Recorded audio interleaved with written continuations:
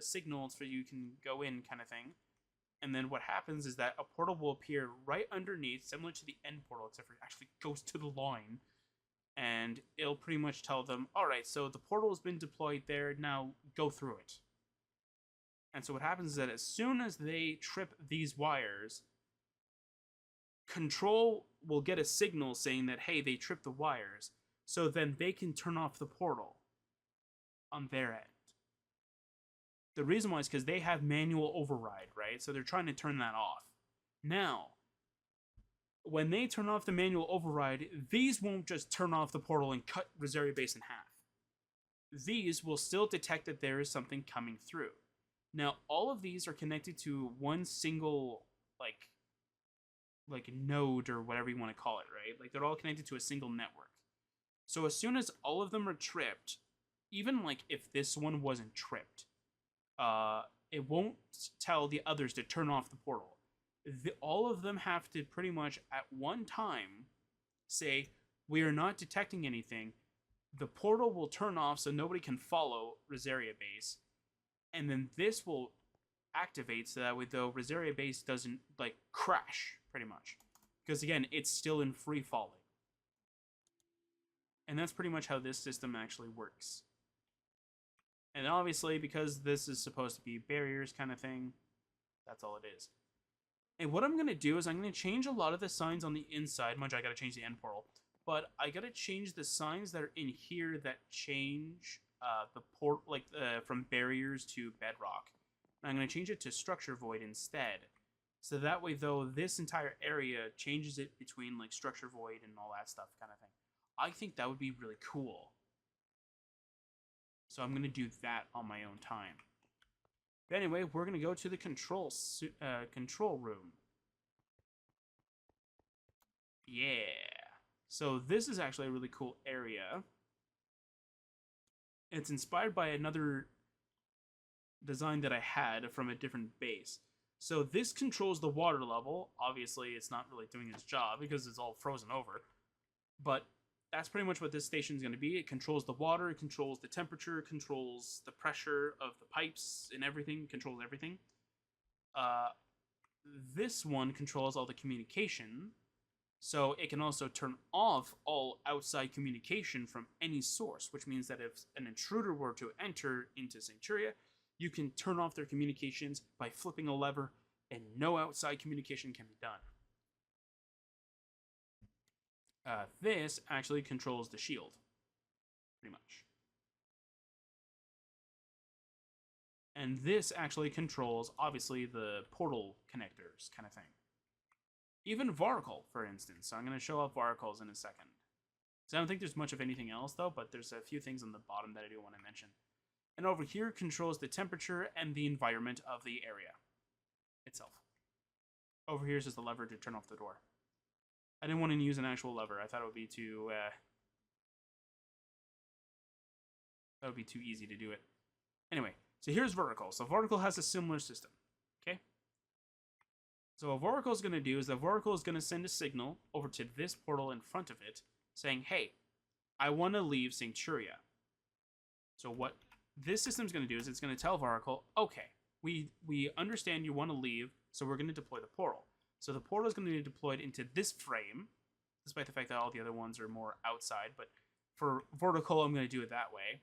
So when Vertical goes forward, it's going to go forward, and it's going to appear over... I think I went over too much. It's going to go over here. So once Vertical passes into these two connectors, pretty much, they're going to tell this system that you no longer need to hold the portal, so because this one doesn't need to hold the portal anymore, it's going to turn off on that end. And this side... Oh, that's weird. Anyway. So that means that this side is going to go, okay, so we're going to take over. And then once it goes to this area, it's going to tell this area, hey, Varticle is just about to leave, and then this side goes, okay. So once this no longer detects Varticle, it knows that Varticle is already starting to go through this portal.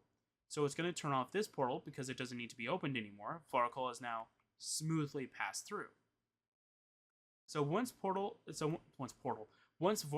is no longer being detected by this because it's because the very last block is on this side, this is going to give Voracle 2 seconds to continue to go through the portal. If for some reason Voracle breaks and stops, it's going to get cut. That's how it works, right? But what's going to happen is that, like, if Oracle goes through completely, it's going to wait 2 seconds, close the portal, so nobody else can go through the portal behind you, pretty much. That's how it's going to work. Now, there's 2 things that needs to be mentioned here. So if Oracle needs to enter back into this area, what needs to happen? Well, Voracle is going to send a signal over to the communications array. The communications array, which is going to be which is up here. By the way, that's what all this system is going to be like. That's what this is for. All these are for different things. This one's for barrier. This one's for communication, and a lot of these are mostly just to find atmospheric and temperature data kind of thing and be able to change it at a whim, because all of this is artificial. Anyway. So once Voracle sends its signal, it's going to send it to this area. This area is then connected to this portal, which is going to tell it to open. Then the portal is going to appear right in front of Voracle. So what happens is that Voracle is going to go through, and it's going to start going through this area, and then this system is going to detect that Voracle is in. And then it's going to disable the portal in its automatic sort of system. But of course, because this is still detecting it, it's still going to leave the portal open until this system tells it that, hey, Voracle is already well on past your system.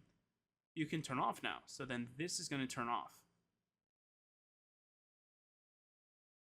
And then it's going to turn on this portal, then it goes right through, and then same idea as the opposite side. As soon as this doesn't detect Voracle anymore, it's going to go and close the portal, and meanwhile Voracle is going to appear on this side, drive right straight on through, and then break.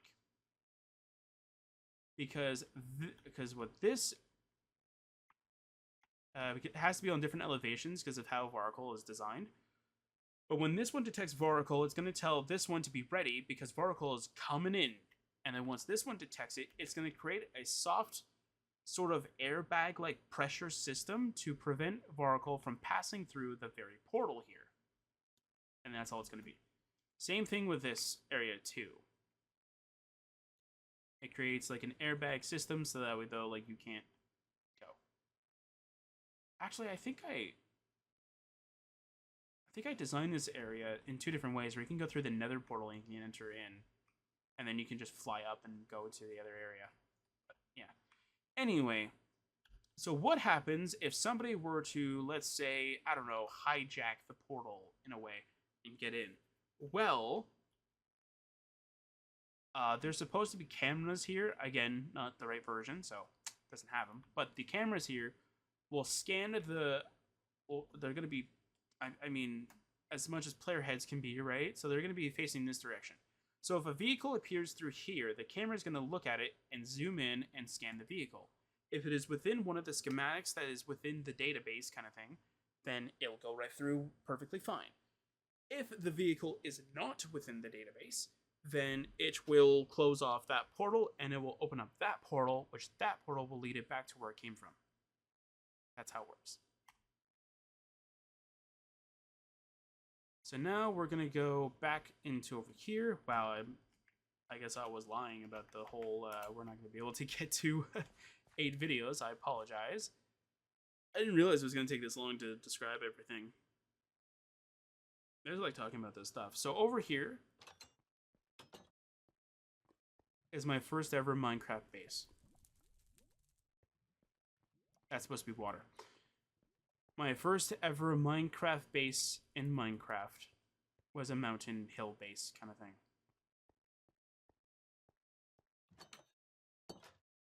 Okay. It's all broken though because of Amulet. Oh, everything's the way that it was. Look, it was before it was before food could stack. Oh, look how beautiful it is. Oh, I remember this area so much. I thought it was gonna be a good homage to like kind of pay homage to like what I was like when I originally played. So I decided to place my original base here. Oh, I remember this. This was before I found out that chests cannot be used if there's a block above it. Yeah. I wanted this to be a showcase room, but yeah. And over here, oh, the underwater area. Mind you, can't really see anything because again, ice. But yeah, I had a diamond hoe. Who knew? By the way, this base came from a world that had like little to no iron in it, so or not iron, coal in it. So yeah. Is the lighting bugged a little bit? It kind of looks bugged. And here's the beta 1.3 bed that everybody had to build. That was a lot of fun.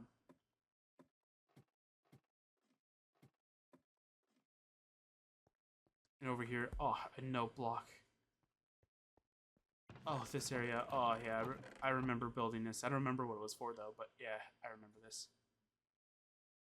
Yeah, so I wanted to place down my original base in all of its entirety. And that's what this is. This is my beta 1.2 to, I think, 1.4, we'll say, base. Before I moved over to a different world and created what would now be Revacraft and Razacraft and all them, but and technically Rosaria base, but yeah, this was my original base. This is my original base in most of its entirety. I had to fill this in. This is all air blocks for the most part. And there's actually supposed to be cactus here. That was apparently something I built a long time ago. Was a little cactus area underneath my my secret walkway, pretty much. This door is actually supposed to be like on a thin path. But obviously I changed that. Because it wouldn't really well fit here. Well, I could possibly make it work here though, but then like this would have to change. And obviously you can't really change that because cactuses don't do that. Anyway, that's pretty much Sancturia. As I said, though, there's a lot of things I want to change on here. But for the most part, everything looks pretty good. Let's go down here so I can show you what the bottom looks like. Oh, I remember doing this. Oh, dear. What the heck is that?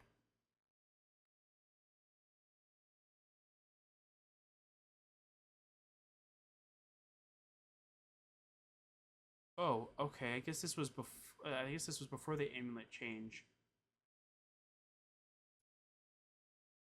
Yeah. Okay. Yeah. So when I first ported my world over from 1.12 to the current version, these 4 chunks, I believe, yeah, they look like 4 chunks, were always missing. They were always gone, and I couldn't understand why it was only these 4 chunks that were missing.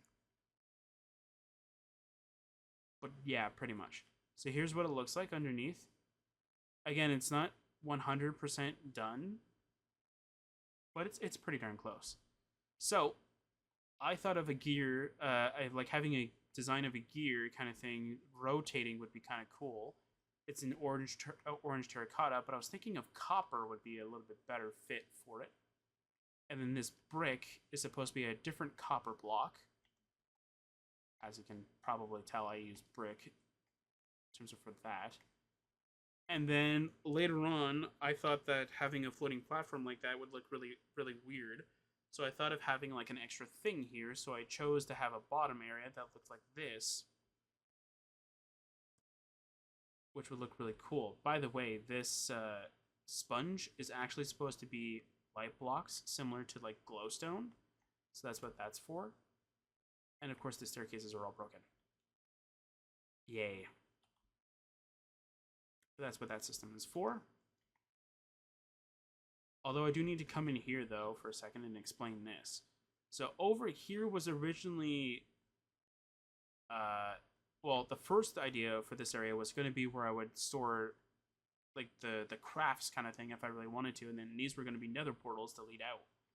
But then I went against that idea, and then I continued going against different ideas, and then I just gave up on it.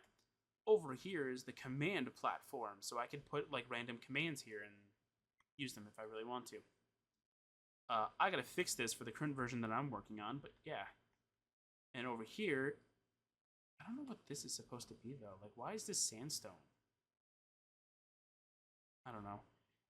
Anyway, over here is supposed to be like the power source that fuels the entire island, pretty much. But yeah, and over here, I was thinking of putting this as like where I would store all my farms and such.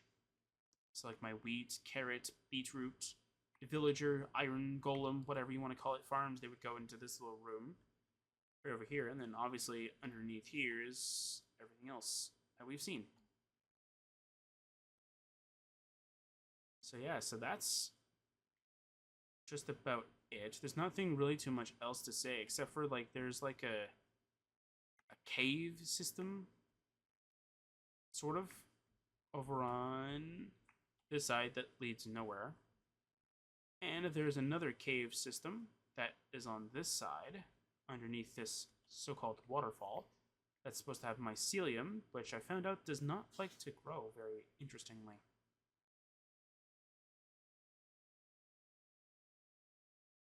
Doesn't like to grow in darkness, which is very interesting. And it leads nowhere, but it's going to lead somewhere soon.